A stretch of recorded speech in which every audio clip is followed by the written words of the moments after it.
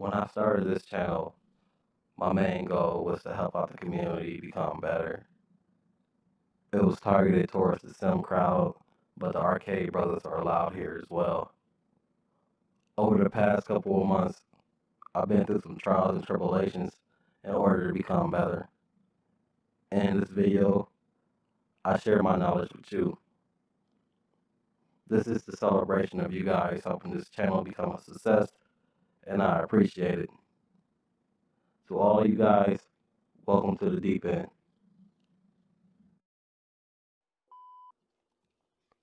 What's up, people? It's your boy D Rose 26, and this video is just like a briefing of what I learned from over the months, like the last 4 months. If y'all knew that what I've been through, man, y'all leave a like right now. If y'all knew what I've been through, y'all leave a like right now. So over the last like 6 months, I was maining David Hay in the heavyweight division, and I was using a series of low tier characters as well, just to try to figure out the mechanics.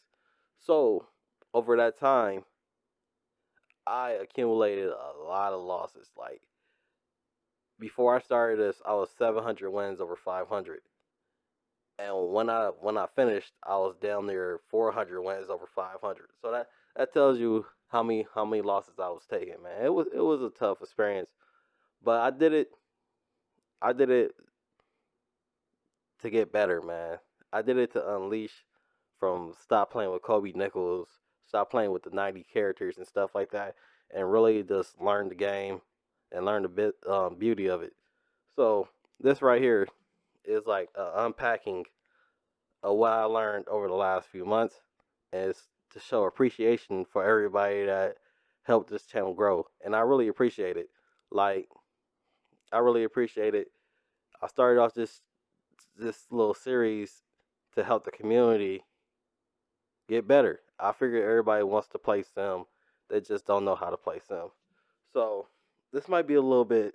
This is gonna be a long video. I can't even lie, and it's gonna be predicated off defense, but I'm gonna cover a lot of aspects of the game mechanics to help you understand it a little bit better. So to begin, let's I'm gonna pause right here. So it starts with your main character. What you want to do is actually study that character, man. So go to the box of share, go to your character in the edit screen, and go to the AI tendencies. The AI tendencies is set up for your character to play as realistic as they can. So what you want to do is jot down and see what's going on. My main character is B-Hop. He's aggressive. He doesn't like to counter. He fights in the pocket. He doesn't use head movement. He throws a lot of jabs, right hands. He throws more right hooks than he does left hooks. And he throws more right uppercuts than he do left uppercuts. He also clinch when he's in he also clinch often. So with this knowledge, and it's not rigid, it's not black and white. You can play around with it a little bit. It says B-Hop doesn't use head movement. Of course, I'm gonna use head movement in the right situation, but I'm gonna use this as a guideline to play with this character. You feel me? So it also says he's not a mover like that. He plots. So what I do, I take little small steps, then I take a little quick step, then I stop because I don't want to waste my endurance. Okay, and this leads me to my next point, endurance. So you want to manage your endurance, and this is why I tell a lot of people not to play with the HUD, because the HUD doesn't give you that immersive experience, and you miss a lot of details in the game. So there's a lot of things that shows you that your endurance is burning and you're losing some endurance stamina. And why is that significant, man? Because you're more susceptible to get flash KO, flash knockdown, stun, a lot, man. Get comboed while your endurance is down. You'll miss punches when your endurance is down, and you gotta know how to manage it. So what you want to do is gauge your punches. Like if you're in range to land your punches and they're not landing, like they whiffing, that's a sign that your endurance is down and you need to recover. Also, if you're like your punch is not fully extending, like you're throwing a straight and that is just a bitch ass straight and it's not extending, you need to recover. Your foot speed, if you're walking around, running around a lot, and your opponent is like slowly closing the distance and it's harder to get away from them, yeah, you're losing endurance. You're losing foot endurance. Your head movement becoming less effective. You're losing endurance. Uh, Another thing is, and it's the main thing I focus on. Pay attention to your character. If your character mouth, if your character mouth is open, that's a clear indication that you need to recover your endurance.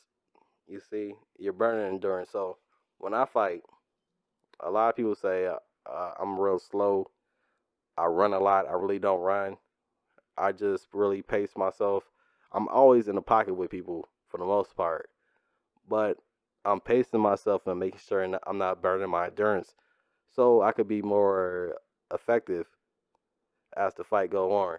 So endurance is different than stamina. Y'all already know this. Stamina is like over the long haul, and endurance is just round to round base. It's more second to second base, or it's more situation to situation base. So you have to be real in tune with what's going on and where's your advantages and where's your weaknesses at. So that brings me to why we're all here, and that brings me to the defense. And what I'm gonna talk about here is the blocking. So the typical. We all know the blocks. We know the pump block. We know the cover up. And I did a video about why you shouldn't fully press down on the trigger once you block. And let me talk about that because there's a significance. All blocks have different uses other than blocking. You can set up punches. You can set up offense off your blocks. This is hand to hand with counter punching and with just throwing combos in general. But why you shouldn't? So let's go back to endurance. And an indicator of endurance if a punch whiff when it shouldn't have whiffed or it's not getting through your block. Um, this is when you don't want to fully press down on the trigger because what you're doing here, you're filling out this dude punch. You're filling out is his punch hard enough to knock you out because it's indicating you right now like, okay, this punch is not accurate, it's not fast, it's not powerful, and it's not getting through my half guard. Like I'm not even fully pressing down on my block. It's not even fully activating my block, so my reflexes and my block attributes aren't at its max right now. If you get what I'm saying. So this dude is throwing this punch and is weak. That indicates that arm is fatigued or that arm is not a factor in regards to like knocking you down or knocking you out. Okay, I didn't mean that arm, I meant that punch. And there's different ways that you can play this scenario. You see, you can either set up a combo to hit that side of the body so you could weaken that punch, or you could put yourself in a position where that guy wants to throw that punch and throw a counter over it. You see, throw a counter under it or over it. Anyone that you feel suitable. So, this is why I say I'm out here playing chess and these dudes are out here playing checkers because I'm making reads all fight. You see, and a lot of guys that want to be sim but don't have the knowledge or don't even know the mechanics like that, they gotta understand that if you want to be sim, you gotta make reads all the time. Like your brain activity, you're gonna be mentally exhausted after playing this game because you're out here playing chess. That's what you're doing, man. You're trying to outthink the other guy. So there's another reason, another advantage, another reason why you should do a semi guard. Because if you remember my precision video, I explained that our boxers are aiming with their two biggest knuckles. So in a semi guard position, you can load up your punch to the target. It's basically like you're telegraphing. That's basically what you're doing. You're gonna telegraph the punch into the location that you want it to go. I know this is like blowing your mind, but I'm gonna show y'all some examples.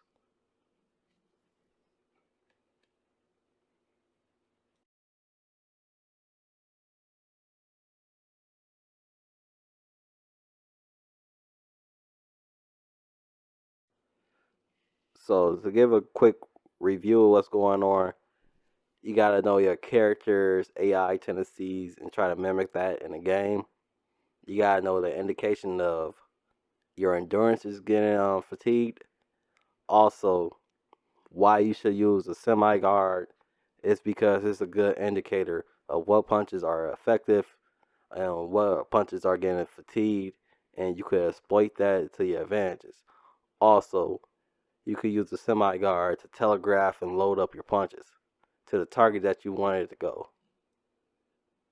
You can set up combos, you can set up counters, anything. But as always, you use things in moderation. But it's your boy D Rose 26. I got a part two. I got a part three coming as well. This is just to celebrate my channel growth. You guys following me, liking the product I'm putting out. I really appreciate it, yo. It's your boy D Rose 26. Until next time, keep your chin down, keep your hands up. Peace.